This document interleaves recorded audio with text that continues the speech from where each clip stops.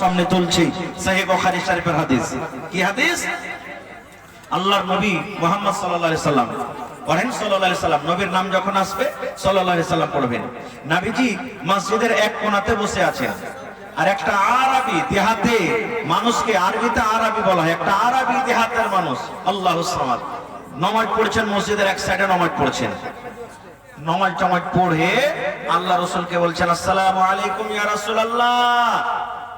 দেখেন, নামাজ পড়ে নবীকে সালাম দিয়েছেন আসসালামু আলাইকুম। আল্লাহ রাসূল সাল্লাল্লাহু আলাইহি সাল্লাম ওয়া আলাইকুম আসসালাম পড়ার পর এবার কি বলছেন জানেন?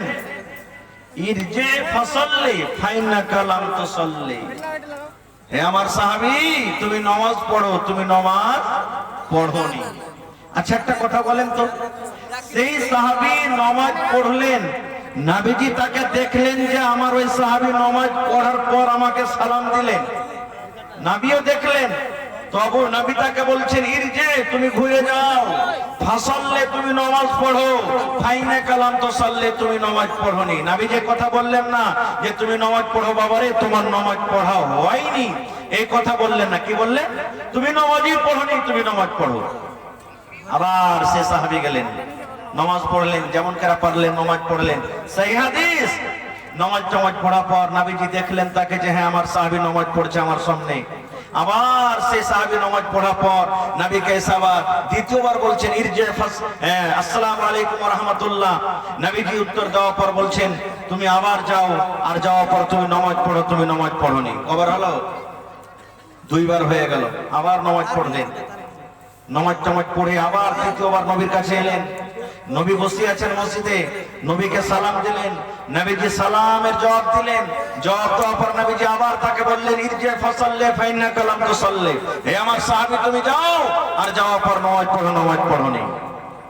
এই জামানার যদি আমরা কোনো ভাই, কোনো মানুষ নামাজ পড়ি, আর যদি আমাদের নামাজে ভুল হয়, রুকুতে ভুল হয়, তাশাহুদে ভুল হয়, ইমামতে ভুল হয়, দুয়া যদি ভুল হয়, যারা জানছেন যদি একটু বলে দেন, তাহলে তারপরে রেগে যাবে, তুমি কবে থেকে নামাজ পড়ছো জি, ফটার ফটার করে আমাকে নামাজ পড়াইতে শিখাইতে আসছো, তুমি নিজের দেখো আগে। কিংবা যদি হয় তো তারপর দিন থেকে মসজিদে ছেড়ে দিবে, নামাজ পড়বে না। কিন্তু সুবহানাল্লাহ, তিনবার কিংবা চারবার হাদিস এসেছে সেই সাহাবী ঘুরে গেলেন, নামাজ পড়লেন, নবীজি বললেন তুমি নামাজ পড়ো, তোমার নামাজ পড়া হয়নি। এইবারে সেই সাহাবী কি বলছেন জানেন? আল্লিমনি ইয়া রাসূলুল্লাহ, আল্লাহ নবী গো, আপনি আমাকে নামাজ শিখিয়ে দেন গো নবীজি, আর নামাজ আমি শিখতে জানি না, ইয়ার থেকে আমি ভালো করে নামাজ পড়তে পারবো না গো নবীজি। আপনি আমাকে বারবার ঘোরালেন, বারবার আমি এইভাবে নামাজ পড়লাম, যেইভাবে আপনি আমাকে নামাজ পড়তে দেখলেন এইভাবে আমি নামাজ পড়তে জানি নবী গো, ইয়ার থেকে আমি বেশি ভালো করে নামাজ পড়তে জানি না, আপনি আমাকে শিখিয়ে দেন কেমন করে নামাজ পড়তে হবে। এবারে নবীজি ওযু থেকে নিয়ে সালাম ফিরা পর্যন্ত নবীজি সব শিখিয়ে দিলেন। এটা আমরা শিখবো কোথায়? নামাজ না নামাজ। মসজিদে চলে গেলাম, নামাজ পড়তে হবে, আল্লাহ নামাজ ফরজ করেছে, নামাজ চলে গেলাম, নামাজের না রুকু কিভাবে করতে হবে, তাশাহুদ কিভাবে করতে হবে, নামাজে কিভাবে কি পড়তে হবে, নামাজে কয়টা ফরজ কয়টা সুন্নাত, ওযু কিভাবে করতে হবে আমি জানি না। তো কি এখানে ইলমের দরকার নাই? ভাই আমার, যেমন সেই সাহাবী নামাজ পড়লেন, তিনবার কিংবা চারবার নামাজ পড়লেন, দয়ার নবী বললেন সাহাবী রে তুমি নামাজ পড়ো রে বাবা, তুমি নামাজ পড়োনি। এই হাদিস থেকে বুঝলাম বন্ধুরে 50 বছর ধরে আপনি নামাজ পড়ছেন, 60 বছর ধরে নামাজ পড়ছেন, কত ভাই 10 বছর ধরে নামাজ পড়ে, কিন্তু এর মুসলমান নবীর তরিকা মতো যদি আপনার নামাজ না হয়, যেভাবে নবীজি নামাজ পড়া আদেশ করেছেন সেইভাবে যদি নামাজ না হয়, সারা জীবন নামাজ পড়তে গেল আল্লাহর দরবারে নামাজ কবুল হবে না, আল্লাহর দরবারে নামাজ কবুল হবে না। এই জন্য এখানে ইলমের দরকার আছে, আমাদেরকে শিখতে হবে। কার কাছে শিখবেন? যারা জানছেন তার কাছে শিখবেন। যে ভাইয়েরা জানছেন তাদের কাছে শিখবেন। যে ভাইয়েরা জানে না, যারা জানছে শরম করবেন না।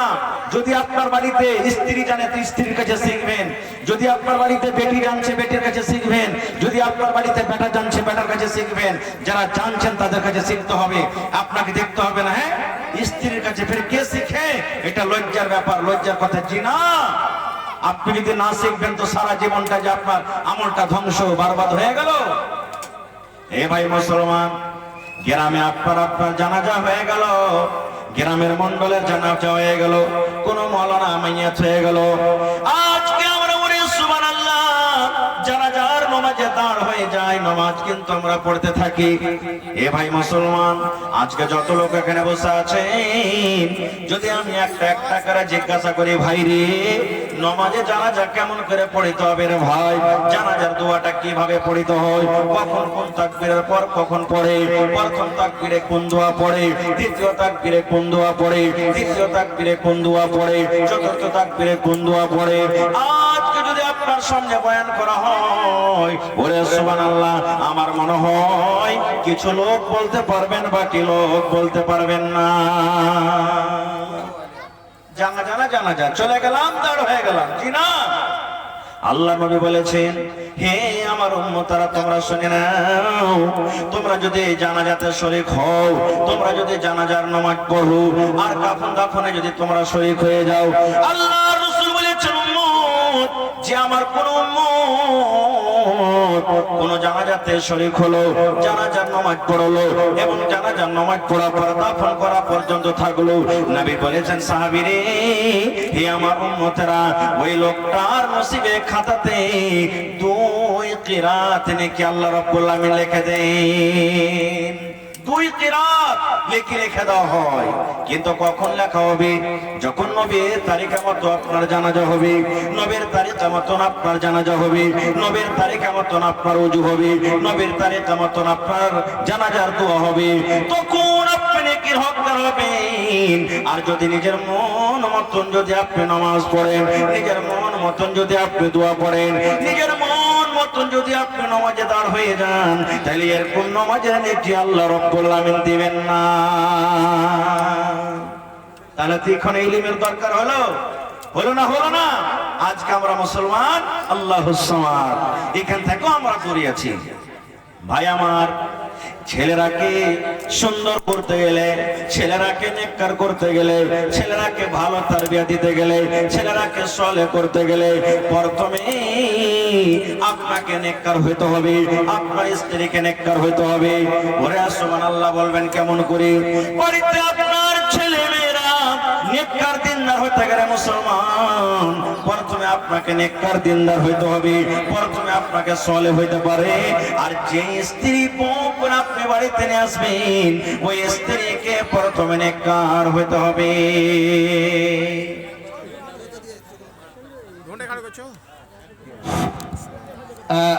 भाई हेलमेट भाई आप साइड पे आ जाइए, वहाँ आप 10 मिनट से खड़े हैं। रजाकार हजरात से मेरी गुजारिश है कि जिनको जो जिम्मेदारी दी गई है, बराहे करम अपनी जिम्मेदारी को बहुस्न खूबी निभाएं। बार बार मुक्कर इनकराम को डिस्टर्ब नहीं किया जा सकता है, इसलिए आप अहले कमेटी से मेरी गुजारिश है कि जो काम जिसको दिया गया है वो करें उसको, अन्यथा आपका जलसा नुकसान में चला जाएगा। आपसे मेरी अपील है कि आपको जो जिम्मेदारी दी गई है वो अपने अपने काम को बहुस्न खूबी निभाएं। बार बार यहाँ से अनाउंसमेंट नहीं किया जा सकता है, इसलिए आप लोगों से गुजारिश है कि आप लोग जिम्मेदारी को समझें और उस पर अमल करें।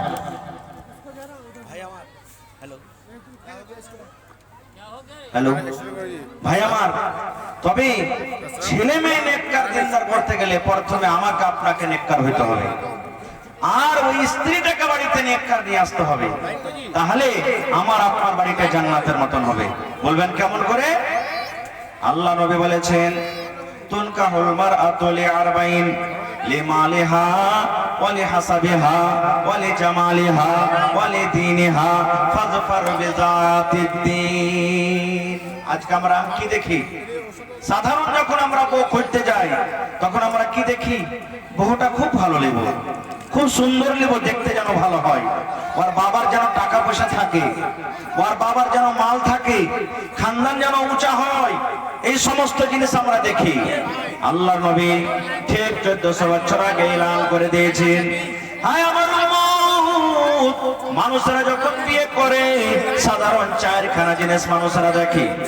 এক নম্বর নবী বলেছেন লে মালেহা, আল্লাহ রাসূল বলেছেন হে আমার উম্মতেরা তোমরা মাল দেখো যে তার বাবার কাছে মাল আছে কিনা, মাল আছে কিনা, টাকা আছে কিনা, জমি জায়গা আছে কিনা, বাড়ি ঘর গাড়ি ঘোড়া আছে কিনা।